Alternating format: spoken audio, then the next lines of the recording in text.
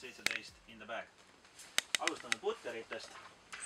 Põhiputteriks on mul Westside'i Shield medium plastikust ja neid ma kannan kaasas alati 2 tükki. Üks on põhiputter, teine on igaks juhuks kaasas, kui võib juhtuda, et kaotad ühe ära või siis, et soojendusel oleks 2 tükki, millega mängida. Lähenemiseks ma kasutan harpi. Harpe on mul 3 tükki kaasas, 2 tükki on mediumeid.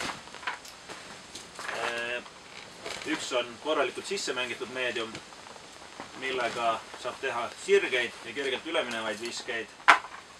Teine on üsna uus medium, millega siis saab teha sirgeid, kindlalt feidiga viskeid kuni seal 75-80 meetrit.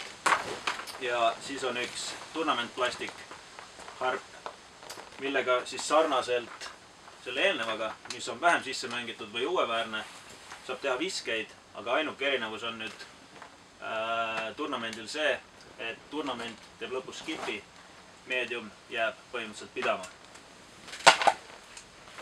Nii, siis lähme edasi keskmaadega. Keskmaakettaid ma kannan kaasas 4, üldjuhul alastabiilne üleminevateks viseteks on Fusion Root, sisse mängitud, algul oli ta sirgem, sisse mängitud. Isend on selline kindlalt üleminev, saab visata haiserist välja ja läheb kindlalt üle. Teine on kompass. Kompassiga saab teha sirgeid viskeid. Ütleme, nende 2 esimese keskmaa kasutus on kuskil selline 75-90 meetrit üldjuhul. Ja neid 2 üldjuhul kasutan ainult tuulevaikse ilmaga või vähese tuulega. Siis on 2 Justice'it. Üks on sisse mängitud, mis on nii tagantkäe lähenemiste jaoks kui ka eestkäe visete jaoks, kus on vaja pikemalt, ütleme kuni 70 meetrit sirget viset ja vahepeal ka vihmavarju eest kaitset saada. Aga üldjuhul jah, selline 70 meetrit otse, kindel fade.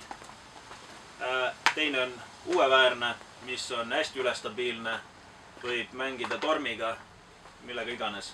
Kindel fade, võib-olla selline 70-80 meetrit maks viseteks. Nii, läheme edasi fairwaydega. Fairwaysi on mul 5 ja üks on ka nii-öelda varuketas üleval, ehk siis 6 tükki alati kaasas. Kõige alastabiilsem on, see on nüüd Goldline Saint. Sainti kasutan üldjuhul üleminevateks viseteks.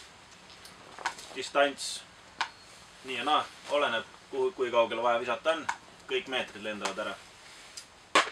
Siis on mul 2 Culverini.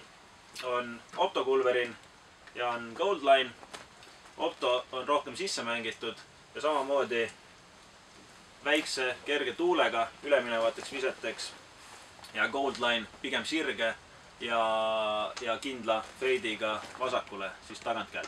Ja Culverini ma kasutan ka veel seda, ütleme, kangemat Culverini kasutan ka eestkäe üleminevateks viseteks. Et sellel on siis nii-öelda 2 otstarvet. Järgmised on 3 Sparki.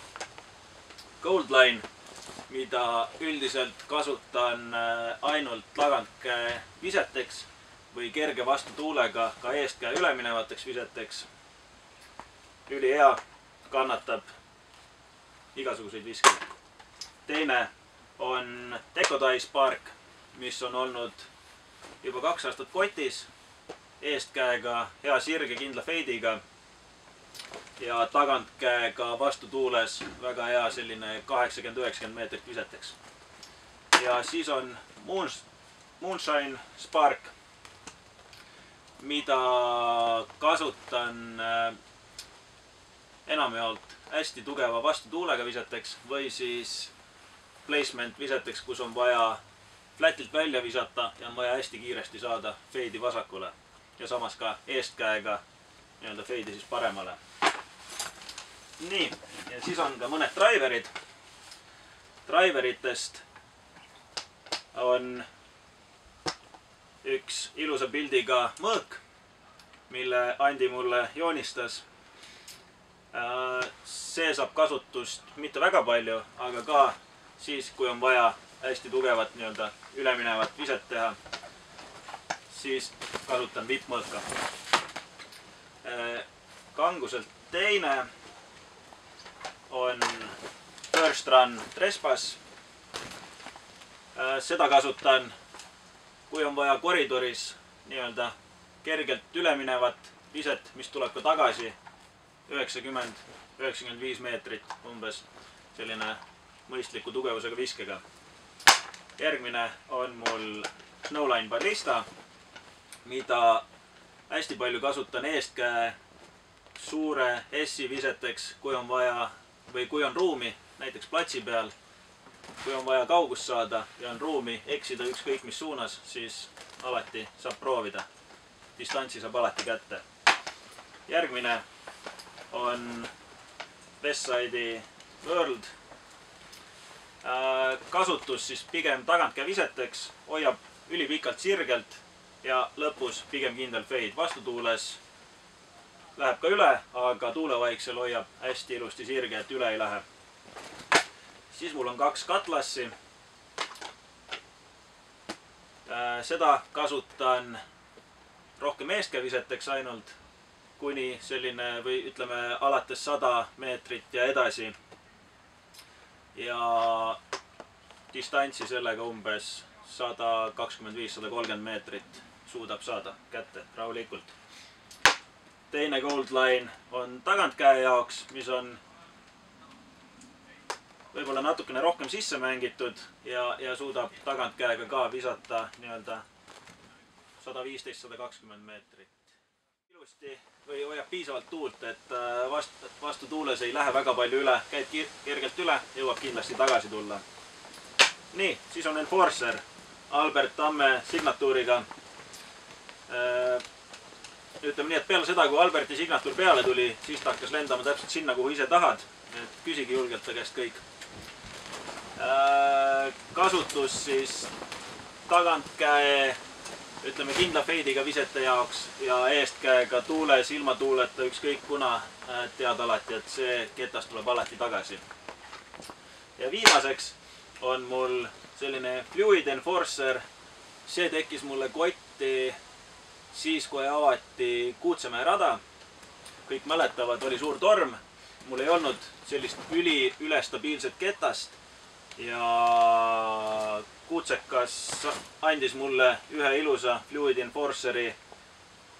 Mõned nii-öelda tuleviku staaride autogrammid on ka peal.